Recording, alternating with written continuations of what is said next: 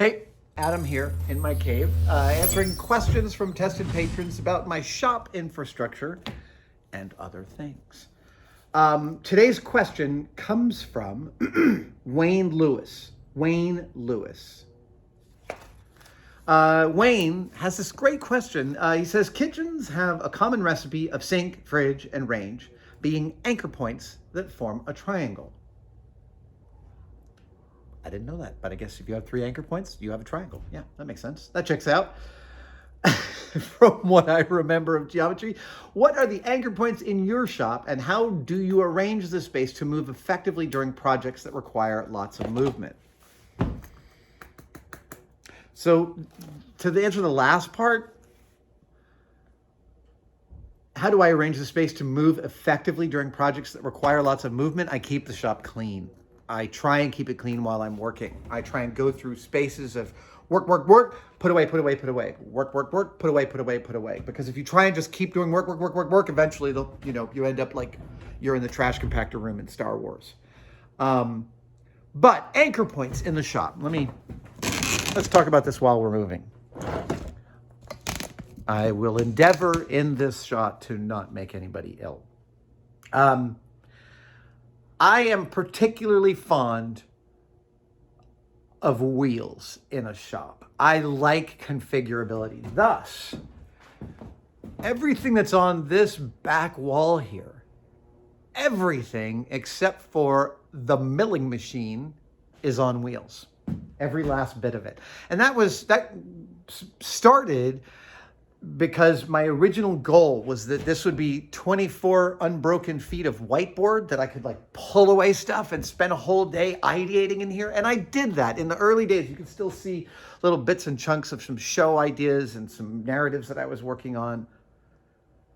But it's just too much to keep moving this stuff out of the way. And I only did it probably 3 or 4 times, and then I kind of bagged it. But I still liked the configurability.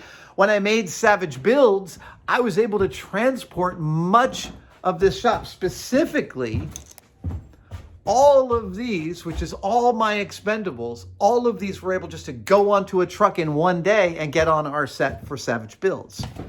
The wheels are phenomenal. I buy my wheels on Amazon. I also buy them on eBay. I like searching for casters lot, L-O-T, because that's me buying a batch of casters that have been removed by some reseller. So I sometimes buy those for pennies on the dollar. I think the last time I bought some little red 2-inch casters, 24 of them for maybe $40. It's a great deal. All that being said, while I love having things on wheels, and even my brand new parts washer is now on a wheeled stand, so I can configure and reconfigure things. And I do. I move things from the shop out into the display area sometimes when I need a little more room in here. But for the most part, what you see is in here is usually what stays in here. And the anchor points, I think your original analogy is really accurate. Like a kitchen, each shop has its big anchor tools that don't move. In a wood shop, it might be the joiner, and it might be, the milling machine for making boards. Here in my shop, it's definitely the lathe. That's 3,500 pounds. Table saw, which is a heavy bit of kit, actually is on wheels. I move that in and out as needed. But the 3,500 pound mill, that is, or maybe it's just 3,000 pounds. I can't quite remember. This also doesn't move. And almost everything else does, except for the drill press, my Powermatic here, and my beautiful disc sander. This is one of my favorite tools in the whole shop. I love this thing. But you wanted to know about how I configure the space.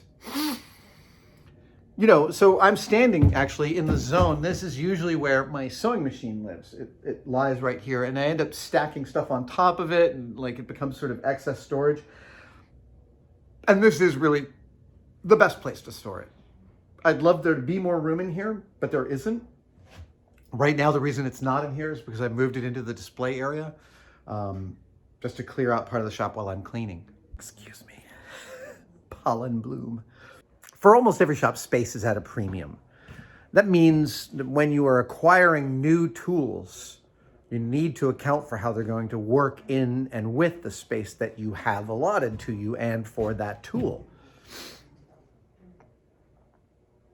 And this dovetails with another super common question, which is, should I get a joiner? Should I get a mortiser? Should I get X tool that is big and a kind of a lifetime tool?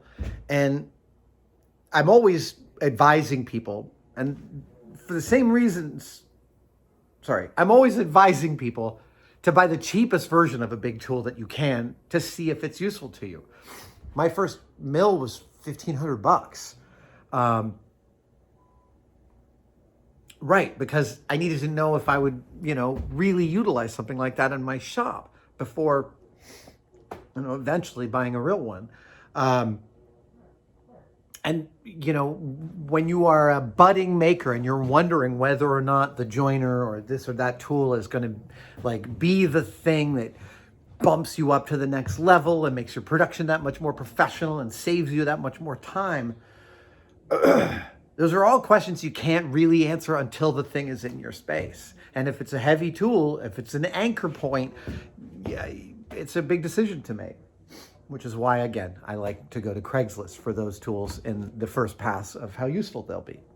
I hope that is somewhat useful. It is an ongoing project. There is no set of rules that I follow that are consistent every single time, but these are sort of the general parameters I work under in terms of keeping this shop configured. Thanks for joining me for this Q&A. Tested patrons, keep submitting your questions now. Keep answering them and stay safe, and I will see you guys next time.